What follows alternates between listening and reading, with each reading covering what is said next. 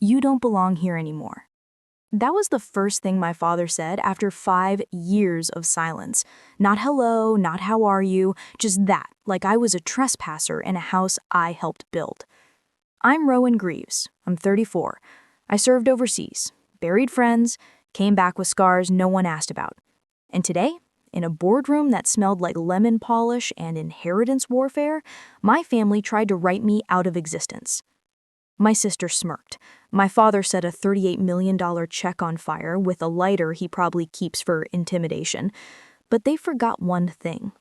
Grandpa didn't trust them. And what he left me wasn't just money.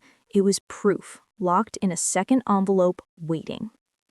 Has your family ever tried to erase you and failed? Drop a comment, because this isn't a sad story, it's a warning.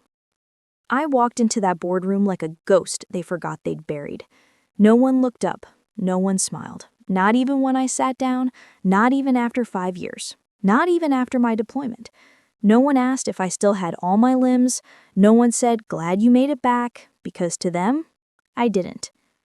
My sister crossed her legs and adjusted her perfect posture like this was some press conference she was winning. My father leaned back in the chair he always considered his throne. And when Miss Halford read the will, I swear I felt the temperature drop. He got books. She got the lake house. And then came my name. To Rowan Greaves, my granddaughter, my only confidant. The rest was a blur. I didn't breathe until the number hit the table. 38 million, voting control, Braden Tech, me. Then he lunged. Leonard, my father, grabbed the check like it insulted him. "You think this brings you back?" he said. Then he lit it on fire, right there in front of everyone, like my existence was paper and gasoline. And I just sat there, silent, still. Because what he torched wasn't the inheritance. It was his last illusion of control.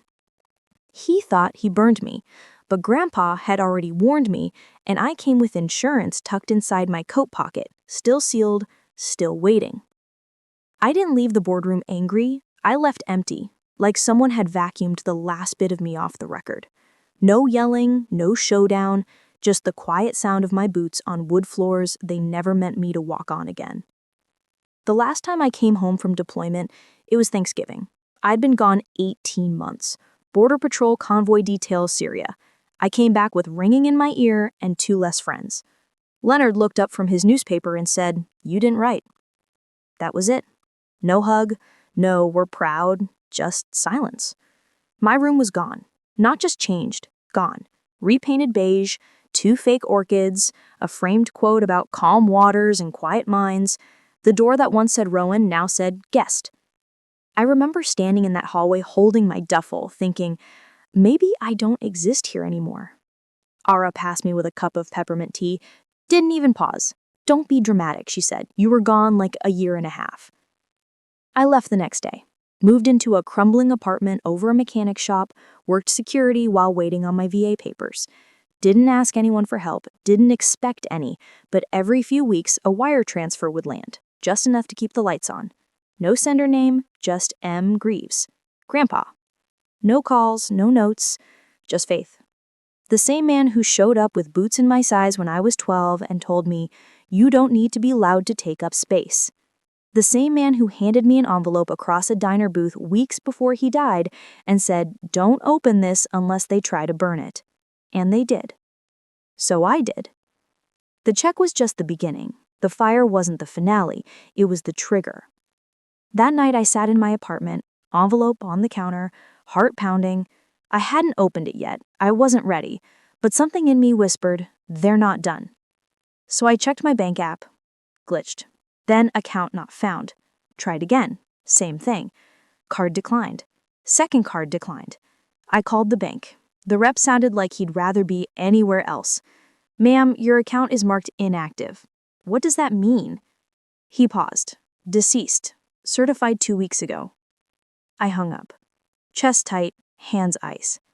My name was gone. Next stop, DMV. Waited an hour. When I handed over my ID, the woman frowned. "You're flagged as legally deceased." "I'm standing right here." "I get that," she said, "but the system doesn't." The words hit like a sniper round. Legally deceased? No one had the decency to bury. Then I saw her across the street, sunglasses too large for an overcast day, scarf too familiar. My mother's scarf, the one she claimed was lost years ago. She didn't wave. She didn't blink.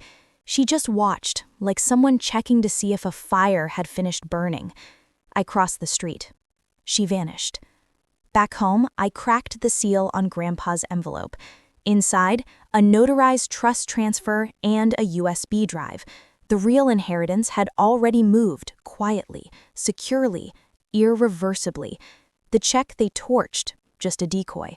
He knew. He'd known all along. On the USB, bank logs, stock control, voting rights. Proof. Legal. Clean. I should have felt relief, but when I tried to log into the linked account, another error. Then a message. Account closed. Reason? Client deceased. They didn't just try to steal the money, they tried to erase the entire me. They thought I'd break, that I'd vanish quietly like a bad rumor, but I'd been trained for war. And this was just a legal ambush with better lighting. I called Sylvia Marsh, veterans legal advocate turned rogue fixer, the kind of woman who once sued the Pentagon and won. She opened the door in sweatpants, Harvard Law hoodie, and said, "This better be illegal." "It is," I said. "Good." She tossed me a slice of cold pizza. "Eat. You look like a ghost with a grudge."